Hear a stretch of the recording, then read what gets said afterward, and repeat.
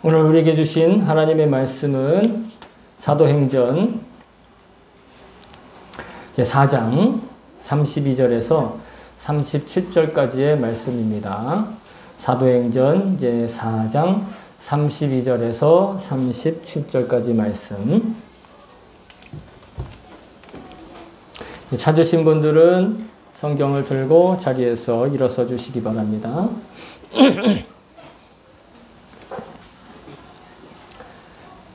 사도행전 4장 32절에서 37절까지 말씀을 우리 다 같이 한 목소리로 받들어 읽겠습니다. 시작. 많은 신도가 다 한 마음과 한 뜻이 되어서 아무도 자기의 소유를 자기 것이라 하지 않고 모든 것을 공동으로 사용하였다. 사도들은 큰 능력으로 주 예수의 부활을 증언하였고 사람들은 모두 큰 은혜를 받았다. 그들 가운데는 가난한 사람이 한 사람도 없었다. 땅이나 집을 가진 사람들은 그것을 팔아서 그 판돈을 가져다가 사도들의 발 앞에 놓았고 사도들은 각 사람에게 필요에 따라 나누어 주었다. 키프로스 태생으로 레위 사람이요 사라들에게서 바나바 곧 위로의 아들이라는 뜻의 별명을 받은 요셉이 자기가 가지고 있는 밭을 팔아서 그 돈을 가져다가 사도들의 발 앞에 놓았다. 아멘. 주의 말씀입니다. 모두 자리에 앉아 주시기 바랍니다. 설교를 위해서 잠깐 기도하겠습니다. 참 좋으신 하나님, 이 시간 온전히 주님만을 바라봅니다. 온전히 주님의 음성만을 듣기 원합니다. 비록 제 목소리로 이 말씀을 전하지만 이 말씀을 전하는 저도 이 말씀을 듣는 우리 한 사람 한 사람도 다 하나님의 말씀을 듣게 하여 주시옵소서. 각자에게 주시는 놀라운 은혜를 하나님 이 시간 다시 한번 감동할 수 있게 하시고 체감할 수 있게 하여 주시옵소서. 주의 약속하신 말씀에 다시금 결단하는 그런 귀한 시간 될 수 있게 주님 역사하여 주시옵소서. 감사드리며 예수님의 이름으로 기도합니다. 아멘. 할렐루야. 감사합니다. 사도들이 성령 충만해서 전도하니까 교회가 나날이 성장했습니다. 여기서 말하는 성장은 수적인 성장을 말씀드리는 거예요. 수적인 성장을 하고 또 놀라운 일들이 그 안에 일어나고 있는데 오늘 본문은 이 초대교회, 초기교회라고도 하고 초대교회라고도 하는데 이 초창기 교회에 매우 특별하고 또 유니크하며 이 매력적인 이 모습이 있었다라는 걸 증언하고 있습니다. 그 모습을 다시 한번 우리가 배우며 우리 교회 그리고 이 지상의 오늘날의 모든 교회 그리고 앞으로 주님께서 다시 오실 그때까지 이 지상의 모든 교회들이 반드시 지켜야 할 교회다운 교회의 아름다운 그 모습, 그 태도, 자세에 대해서 다시 한번 배울 수 있기를 주의 이름으로 축복합니다. 먼저 본문들에 있는 주요한 구절들을 하나씩 짚어가면서 여러분과 함께 은혜를 나누도록 하겠습니다. 첫 번째는 32절의 초반에 다 한 마음과 한 뜻이 되었다. 이런 표현이 나옵니다. 다 한 마음과 한 뜻이 되었다. 여러분 교회 공동체의 기본은 한 마음과 한 뜻이 되는 게 굉장히 중요합니다. 그것이 굉장히 큰 기초입니다. 교회 안에서는 다른 마음과 다른 뜻을 가질 수가 없습니다. 그것이 너무 당연한 거예요. 물론 다른 생각, 다른 관점, 다른 어떤 삶의 스탠스, 다른 삶의 어떠한 모습들은 있을 수 있어요. 거기에서 오는 다소의 차이는 있을 수 있지만 그러나 그 모든 것들을 하나로 하는 한 마음과 한 뜻에는 반드시 지켜져야 한다는 것입니다. 그 한 마음과 한 뜻의 중심에 무엇이 있었는가? 바로 사도들의 가르침이 있었다는 것이에요. 사도들의 가르침을 중심으로 이들이 한 공동체가 되고 한 마음이 되고 한 뜻이 되었다는 것이에요. 어떤 특정한 그룹이나 특정한 사람들이나 어떤 이 카리스마가 있는 어떤 사람의 의견이 아니라 사도들의 가르침. 그래서 오늘날 우리가 교계에는 좀 특별한 어떤 그런 이 말이 있는데 사회에서는 별로 잘 쓰지 않는 이단이냐 정통이냐 이런 이야기를 하잖아요. 그래서 이단교회에 가는 것을 굉장히 우리가 분별을 잘 해야 하는데 뭐 그걸 두려워하고 그걸 공격할 필요는 없지만 이단이냐 아니냐를 구별하는 기준을 우리는 분명히 가지고는 있어야 됩니다. 그게 뭐냐면 바로 사도의 가르침에 합당하냐 안 하냐의 차이인 거예요. 그 교회가 얼마나 유명하냐, 그 교회가 얼마나 사람들이 많이 모이냐, 그 교회가 얼마나 사회사업을 많이 하냐, 사람들한테 칭찬을 받았느냐, 그것이 이단이냐 정통이냐를 구별하는 것이 아닙니다. 아무리 사람들한테 칭찬받고 사람들에게 유명하고 사람들이 그것은 진짜 좋은 곳이야 인정하더라도 그것이 만약 교회의 이름을 가지고 있으면서 엉뚱한 진리, 엉뚱한 복음, 다른 복음을 이야기하고 있다면 그것은 합당하지가 않죠.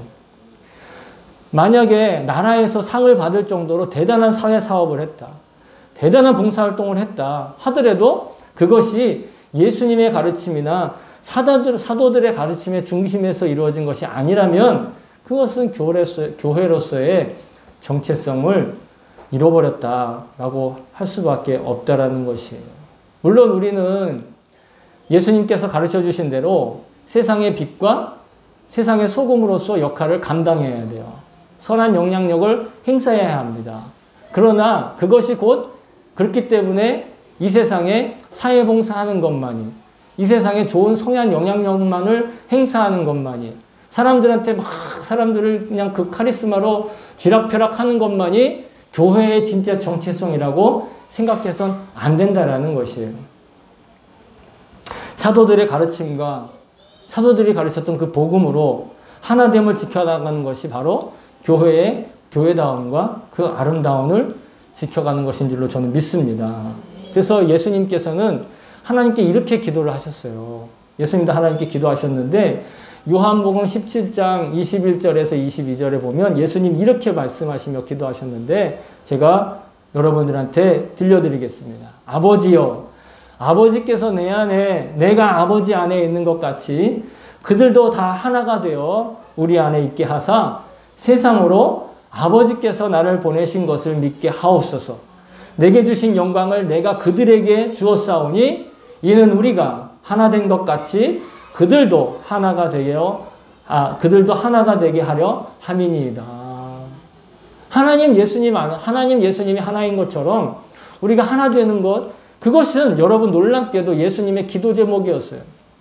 여러분들의 기도 제목과 나의 기도 제목과 지금 예수님의 기도 제목의 차이를 한번 살펴보시기 바랍니다.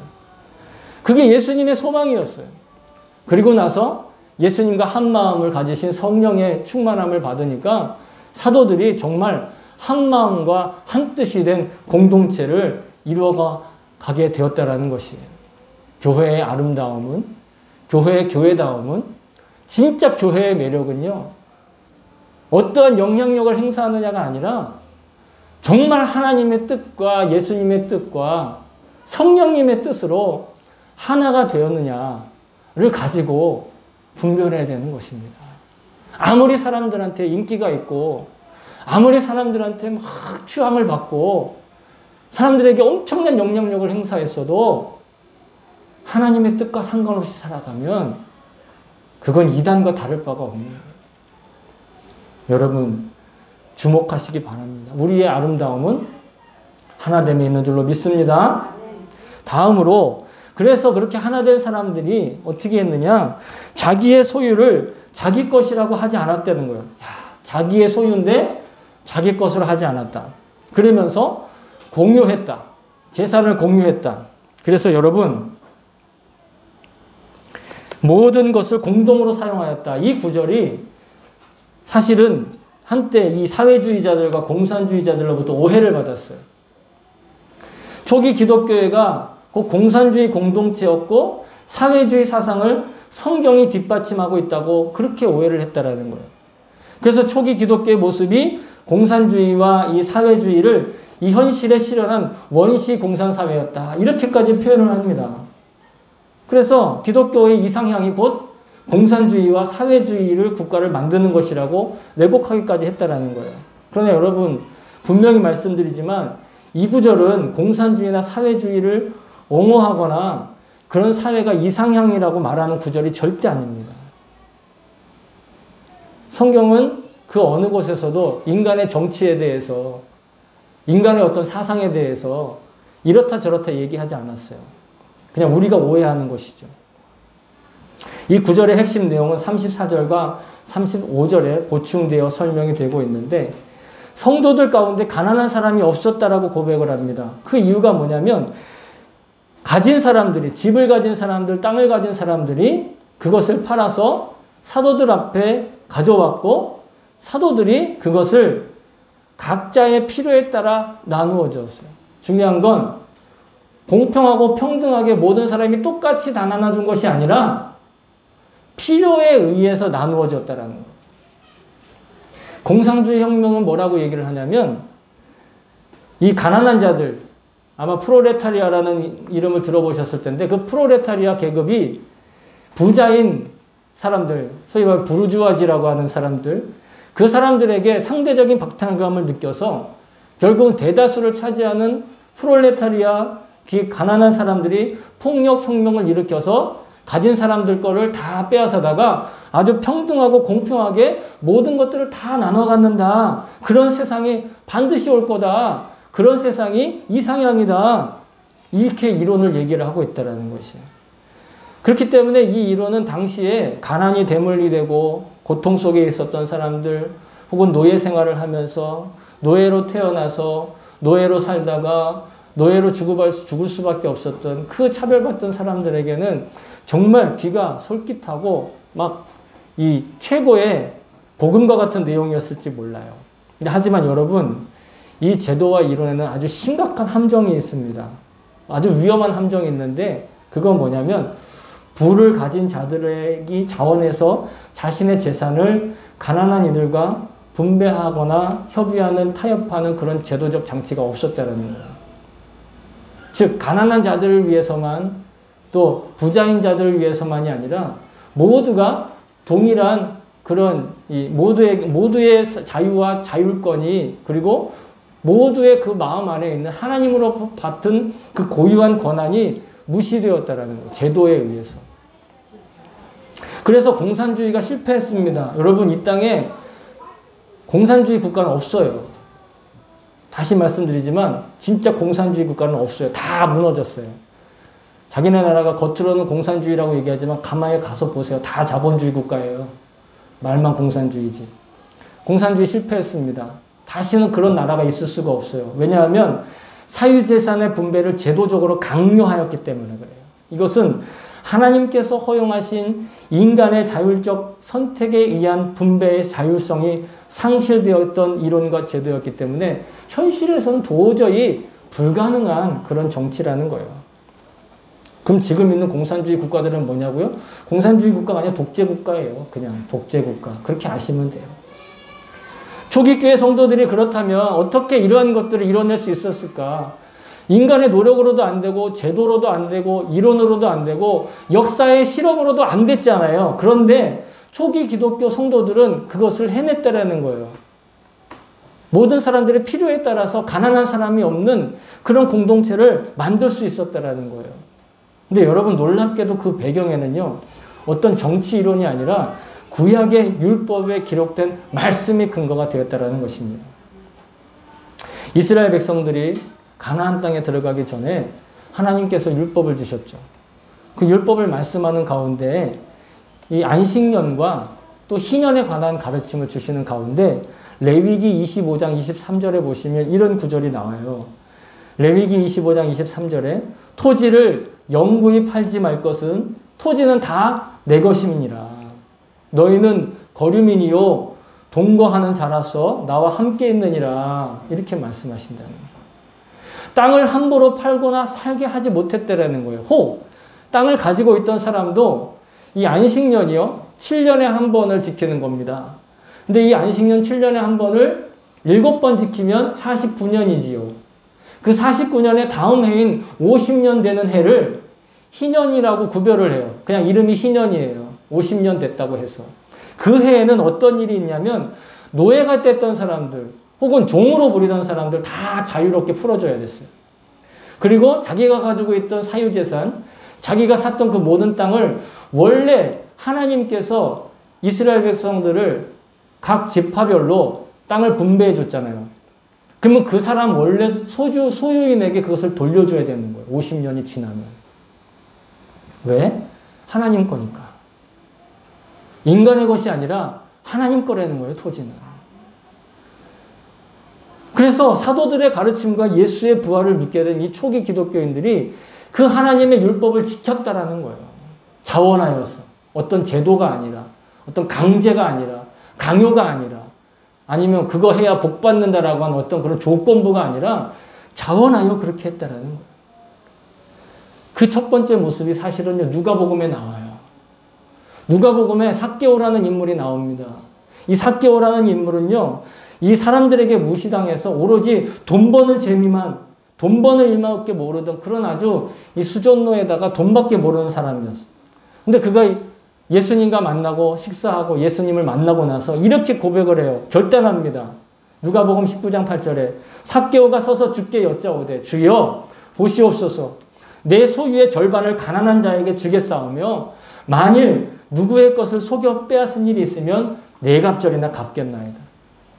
이게 삭개오의 고백인데 이게 예수님을 만나고 나서 구약의 율법, 하나님, 이 세상의 모든 것이 다 하나님의 것이다라는 그 하나님의 말씀이 생각난 거예요. 삭개오가 예수님을 만나서 선언한 것과 구약의 율법이 자신의 소유를 하나님의 것으로 선포한 것은 동일 선상에 있는 같은 태도였습니다. 이렇게 삭개오가 변한 것처럼 사도들의 가르침을 믿은 성도들이 변화되었어요. 어떻게 변화되었는가? 그들의 변화의 두드러진 모습은 자기 삶의 소유권, 주도권을 온전히 하나님께 다시 되돌려드린 거예요. 하나님께 다시 그것을 드린 거예요. 그냥 그 공동체에 들어가면 분배 정의를 이루기 위해서 이런 것들을 다 재산을 바쳐야 된대. 예? 그거 다 갈라서 갔는데 그래? 거기 들어가고 싶긴 한데 어쩔 수 없어. 어쩔 수 없이 들어야겠네. 아니면 거기 들어가려면 천국에 가게 해주는데 천국 가는 조건이 자기 재산 다 팔아다가 거기다 바쳐야 된대. 아깝지만 자기가 살을 떼어낸 듯한 그런 태도로 드린 게 아니었다라는, 절대로 그런 게 아니라는. 사도들의 가르침에 은혜를 입어 자원하는 심령으로 자신의 소유권과 심지어 자기 재산의 통제권, 그것을 온전히 하나님의 뜻, 사도들의 뜻, 예수님의 뜻에 양도했다라는 것이. 그래서 지금의 교회도 여러분들의 재산을 다 모아가지고 제가 관리하죠? 그렇게 하는 대신에 지금의 교회에서도 초기 기독교의 이 모범을 따라서 자기 재산의 소유권과 삶의 주도권을 하나님 것으로 인정하는 전통으로 인해서 지키는 제도라고 하기엔 모르지만 하여튼 그런 것이 있습니다. 그게 뭐냐면 바로 11조 헌금이에요. 제가 갑자기 돈 얘기하는 게 아니고요. 이것이 바로 우리 삶의 주도권과 소유권을 하나님께서 쥐고 계시다라는 것을 인정하는 우리의 고백이라는 거예요. 11조는 말 그대로 자신의 수입에 수익이 아닙니다. 이렇게 재봐가지고 내가 이만큼 남았으니까 그게 아니라 자기 수입에 10분의 1을 구별해서 헌금으로 드리는 거예요. 그런데 성경은 더 강하게 얘기하는데 11조가 하나님 거라고 그랬어요. 그래서 하나님의 것을 훔쳐서는 안 된다. 말라기서 3장 8절에는 사람이 어찌 하나님의 것을 도둑질하겠느냐. 그러나 너희는 나의 것을 도둑질하고도 말하기를 우리가 어떻게 주의 것을 도둑질하였나이까 하는도다. 이는 곧 11조와 봉헌물이라. 그건 하나님의 거기 때문에 11조를 드리지 않고 봉헌물을 드리지 않으면 하나님의 것을 훔쳐가는 거라는 거예요. 일본어 성경은 사기친다 이렇게 되어 있어요. 아자무게루 이렇게 되어 있어요. 우리는 도둑질한다 이렇게 되어 있고. 구약시대 이스라엘에게 11조는요 의무였어요. 세금과 같았어요. 그거 안 내면 저주받는 거였어요. 구약시대는 그렇습니다. 반드시 하나님께 드려야 될 의무상이었고, 그리고 그 중에 특별히 셋째 해에 구별해서 드리는 11조는요, 아주 각별한 의미를 지니고 있었는데, 그게 뭐냐면, 신명기 26장 12절에 나오는데, 이렇게 기록되어 있습니다. 셋째 해, 곧 11조를 드리는 해에 네 모든 소산의 11조 내기를 마친 후에 그것을 레위인과 객과 고아와 과부에게 주어 네 성읍 안에서 먹고 배부르게 하라. 그때는 돈으로도 11조를 드렸지만 헌물로도 11조를 드렸어요. 그래서 그 11조를 드린 것을 모아다가 레위인들은요, 땅이 없었습니다. 성전 제사를 위해서 애쓰고 성전에서 일을 하기 때문에 땅이 필요가 없었다라는 거예요. 그들의 분깃은 하나님이었으니까. 그리고 나그네, 즉 외국인들이나 아니면 노예나 이런 사람들, 땅이 없는 사람들, 그리고 또 누구? 과부, 고아, 이런 사람들도 땅이 없는 거예요. 땅에 소산이 없으니 먹고 살 길이 없는 거죠. 이 세 번째 해 11조는 경제적으로 어려운 이들을 위해서 드리는 11조였는데요. 그래서 말라기 선지자가 그것을 내지 않는 이스라엘 백성들에게 지금 경고하는 거예요. 그것을 모으지 않고 그것을 내지 않는 건 바로 하나님께서 특별하게 생각하셨던 가난한 사람들, 또 땅이 없는 사람들, 경제활동을 할 수 없는 고아와 과부와 같은 사람들, 노예와 같은 사람들, 이 사람들을 무시하는 행동이라는 거예요. 그리고 그들에게 줄 것을 주지 않기 때문에 그들에게 각별한 관심을 가지고 있는 하나님의 것을 훔쳐가는 것이다. 이렇게까지 얘기하시는 거예요.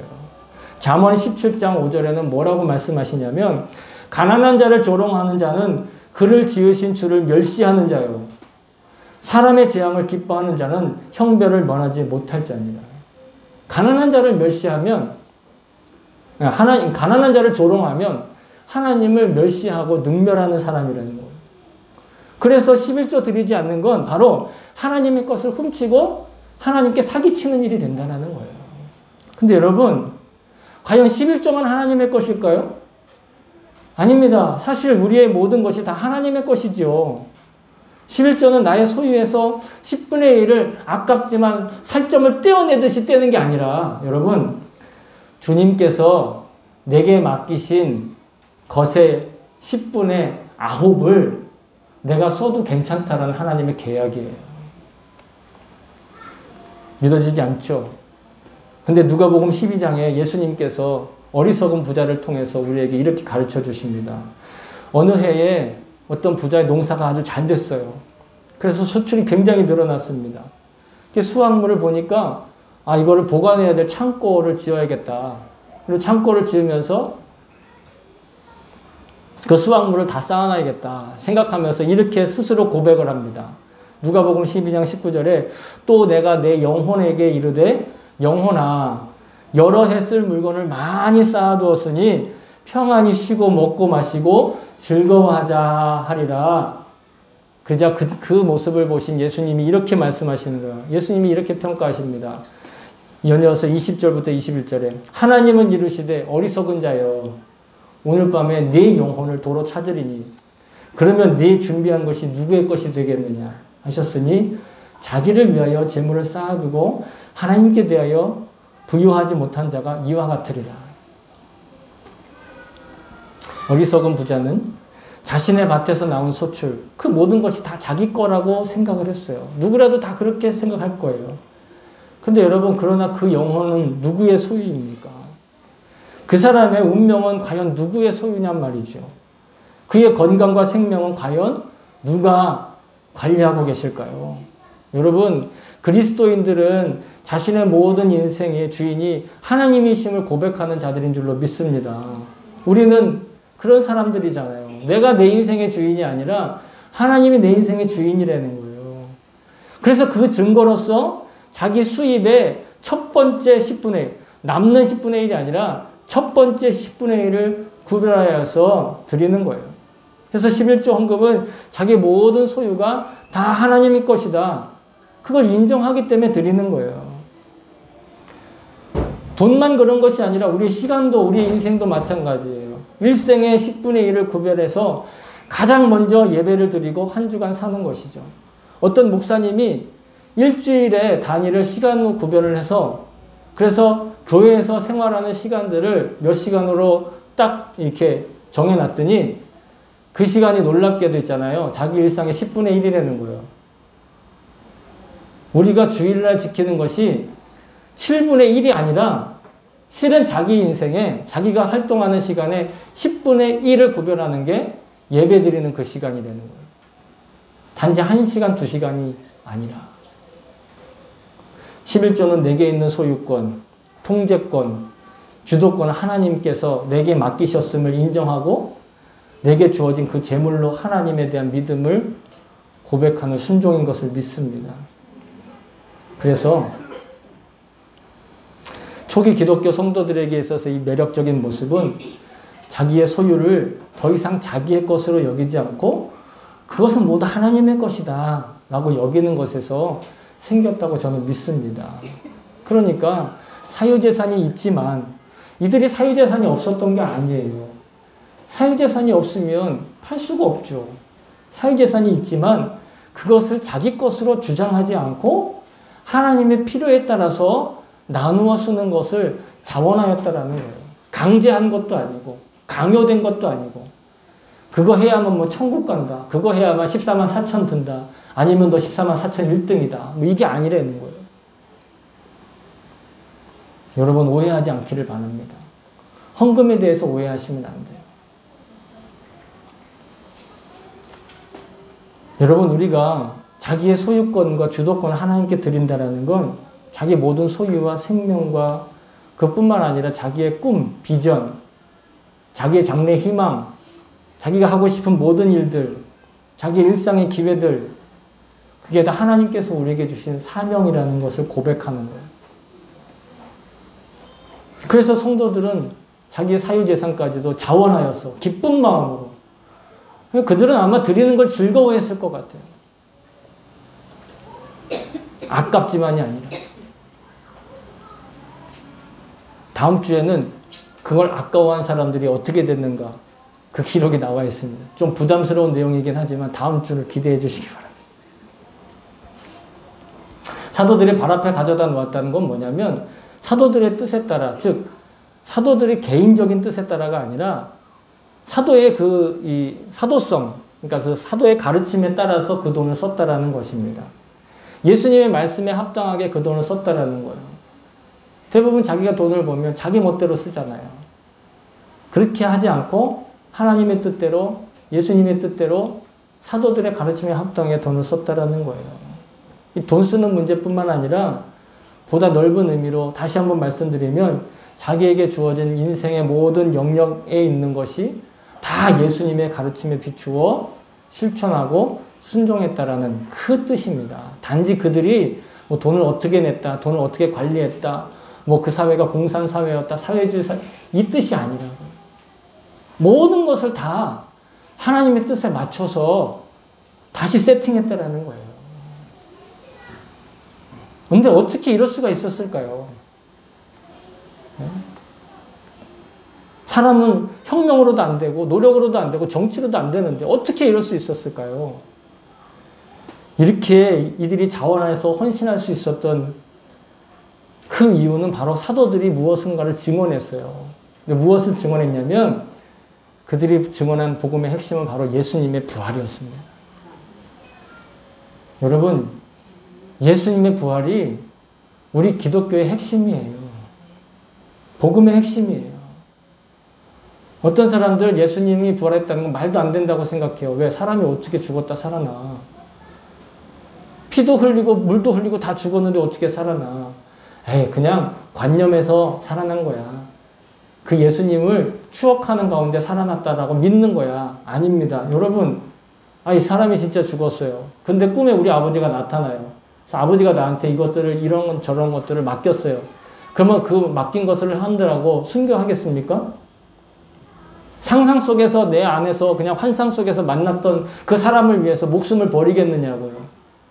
예수님의 제자 12 중에 10명은 그렇게 자기의 목숨을 버렸어요. 예수님께서 십자가에 죽으셨다는 사실은 우리 속죄에 우리가 속죄받았던 교리를 증언하는 사건이죠. 그죠? 예수님의 십자가로. 근데 예수님의 십자가로 끝나지 않고 예수님께서 죽으셨다가 다시 부활하셨다라는 건 예수님이 영생을 얻으셨고 그를 믿는 우리들도, 속죄받은 우리들도 그 영생 가운데 살게 되었다라는 거예요. 여러분, 영생 가운데 살게 되었다라는 이 은혜가, 영생 가운데 살게 되었다라는 이 확신이 그들을 돈으로부터 해방시킨 거예요. 그들을 세속의 명예로부터 해방시켰다고요. 그래서 예수님께서 부활하셨다는 사도들의 증언은 이 속죄와 영생의 교리를 눈에 보여주는 증거가 되었다. 그냥 관념이 아니라, 생각이 아니라. 자, 사도들이 예수님의 부활을 증거했더니 사람들이 모두 큰 은혜를 받았다. 우리 성경은 큰 은혜를 받았다 이렇게 기록을 하고 있죠. 근데 일본 분들은 일본어 성경에는 많은 사람들로부터 호의를 받았다 이렇게 표현을 하고 있어요. 근데 이렇게 되는 이유가 있습니다. 이렇게 번역이 되는 이유가 있는데, 죄송합니다. 원어 성경이 이 구절을 직접적으로 뭐라고 기록하고 있냐면 카리스테 네가레 이렇게 얘기하고 있어요. 카리스테 네가레. 이 뜻이 뭐냐면, 굳이 직역을 하면 매우 큰 카리스. 제가 이 카리스라는 말을 따로 얘기한 이유는 뭐냐면, 이 카리스라는 말이 너무 여러 가지로 번역이 되기 때문에 그러는 거예요. 자, 여기서 헬라어 카리스는 기쁘다 혹은 외적으로 좋다, 매력적이다. 그죠? 아가도스는 내적으로 좋다예요. 그죠? 하나님은 선하신 분입니다. 하나님은 좋으신 분입니다. 할 때에 좋다는 헬라어로 아가도스. 근데 외적으로 좋은 거 있잖아요. 보기에 좋다. 이런 건 카라. 매력적이다. 카라라는 단어에서 카리스가 된 거예요. 성경에서 이 카리스는요, 아주 다양한 뜻으로 활용되고 있는데, 첫 번째 우아하다, 매력이 있다, 뭔가 끄는 힘이 있다, 또 거기서 은총, 또 호의를 받다. 그래서 오늘 일본어 성경은 그것을 호의라고 번역을 하죠.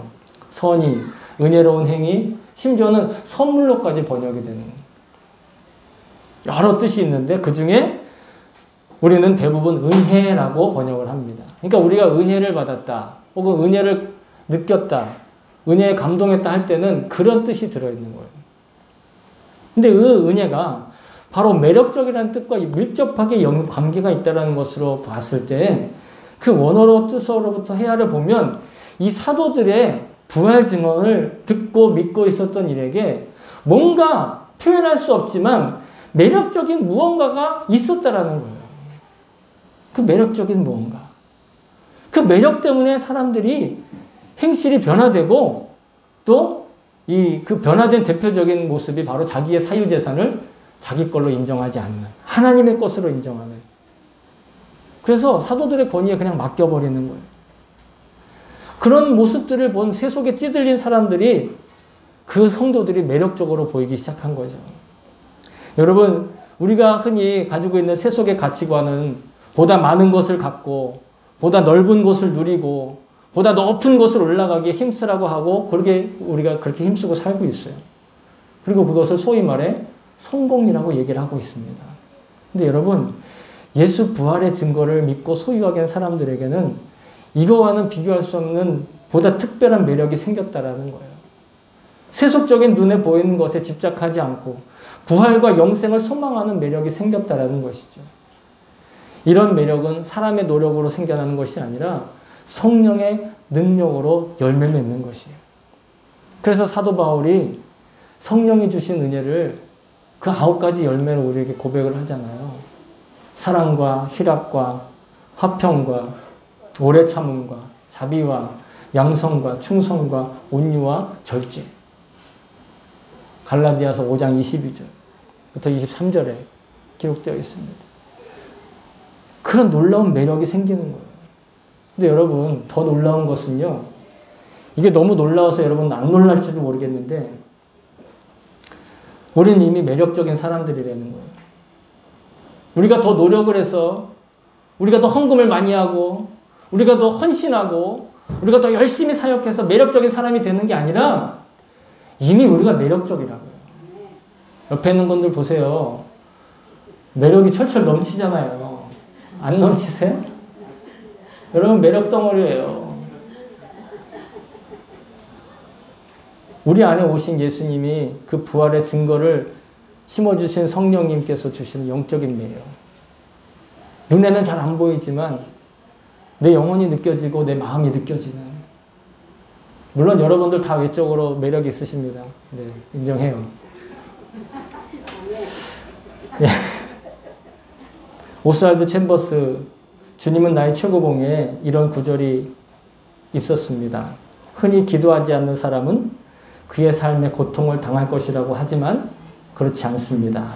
우리가 기도하지 않을 때 어려움을 당하시는 분은 우리 안에 계신 하나님의 아들의 생명입니다. 우리가 기도 안 하니까 이런 나쁜 일 저런 나쁜 일 생긴다 오해하지만 사실은 내가 기도하지 않으므로 더 힘든 건 우리 안에 예수님의 생명이라는 거예요. 마찬가지로 우리가 이렇게 해서 그리스도인으로 못 살아. 내가 이렇게 해서 그리스도인답지 못해. 내가 이래서 그리스도인의 매력이 없어가 아니라 이미 우리는 매력 덩어리라는 거예요. 이미 우리는 그 은혜 가운데 살고 있다는 거예요. 다른 어떤 은혜가 아니라.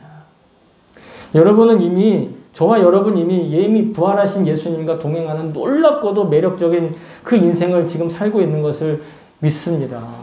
이런 매력적인 삶을 허락하신 주님께 그분을 찬양하며 예배하고 감사하고 그래서 내 것을 막 어떻게든 더 드리고 싶고 여러분 그것이 너무도 기쁘고 자부심 넘치는 일이 되지 않겠습니까? 교회 가면 이거 내라고 한다 저거 내라고 한다 이거 시킨다 저거 시킨다 아유 아깝지만 해야지 어휴 내가 저주받지 않으면 해야지가 아니라 여러분 그런 삶이 아니에요. 우리는 그런 마음이 있다면 안 해도 돼 안 해도 돼. 하나님이 뭐 거짓입니까? 하나님이 뭐 우리의 10분의 1 모아다가 뭐 그 티끌모아 태산이라고 주식 투자해가지고 어디다 쌓아놓으실 분입니까? 하나님 그런 분이 아니에요. 우리가 하나님께 투자하는 게 아니라 이미 하나님이 우리에게 투자하신다니까요. 제발 믿으시기 바랍니다. 그리고 우리는 이미 그것을 믿기 때문에 이 자리에 온 거예요. 우리는 주님의 부활을 믿고 주님을 바라보고 그 부활하신 주님을 바라볼 때 비로소 내 그 매력이 발산되는 거예요. 사랑하는 성도 여러분, 초기 기독교 공동체는 정말 매력적인 공동체였습니다. 그들이 외모를 잘 가꾸었기 때문이 아닙니다. 그들이 성공적인 인생을 자랑했기 때문도 아닙니다. 그들이 영향력 있는 위인들이었거나 건강한 인생을 위한 캠페인을 했기 때문도 아닙니다. 그저 부활하신 주님께서 자기 마음에 오신 것을 믿고 주님을 바라보고 일상을 살았기 때문에 그들은 매력적인 거예요. 우리 삶이 지금 코로나와 무더위와 자연재해 그리고 여러 가지 복잡한 삶의 과제 때문에 버거운 일상들을 사시는 분들이 요즘 많습니다. 하지만 여러분 곰곰이 생각해보면 우리 일상에 위기가 없었던 적이 한 번도 없습니다. 염려가 사라졌던 적도 한 번도 없습니다. 사회가 늘 안정적으로 기쁘고 즐거운 일들만 계속 지속된 때도 많지 않습니다. 즐겁고 유쾌한 기억도 사실 따지고 보면 순간에 불과합니다. 우리의 일상은 언제나 지리멸렬했던 것이죠. 그럼에도 우리는 매력적인 존재입니다. 왜? 부활하신 주님이 지금 우리와 함께 계시기 때문입니다. 나를 위해 나의 죄 때문에 죽으신 주님이 죽음의 권세를 이기시고 다시 살아나셔서 지금 저와 여러분 마음에 오셨기 때문에 우리는 매력적인 사람이에요. 우리의 매력 포인트는 외모에 있지 않고 우리 마음 안에 살아계신 주님이심을 믿습니다. 저와 여러분이 모든 소유와 장래 희망과 그리고 일상의 소소한 바람들까지도 주님께 온전히 드릴 수 있는 참으로 매력적인 그런 인생 살아갈 수 있기를 주의 이름으로 축복합니다. 기도하겠습니다. 좋으신 하나님 감사합니다. 우리는 이미 수많은 것들을 누리고 삽니다. 우리는 이미 주님이 주신 그 매력적인 삶을 삽니다. 오직 우리에게 주신 이 놀라운 삶을 늘 느끼고 그 은혜 가운데 감사하며 나의 모든 것들을 주님께 드릴지라도 아까워하지 않고 즐거워하고 유쾌하게 살아갈 수 있는 그런 놀라운 삶을 살아갈 수 있도록 주님 인도하여 주시옵소서. 초기 기독교 선배들이 그렇게 기쁨으로 살았던 그 기쁨을 오늘날 우리도 다시 회복하게 하여 주시옵소서. 감사드리며 예수님의 이름으로 기도합니다. 아멘.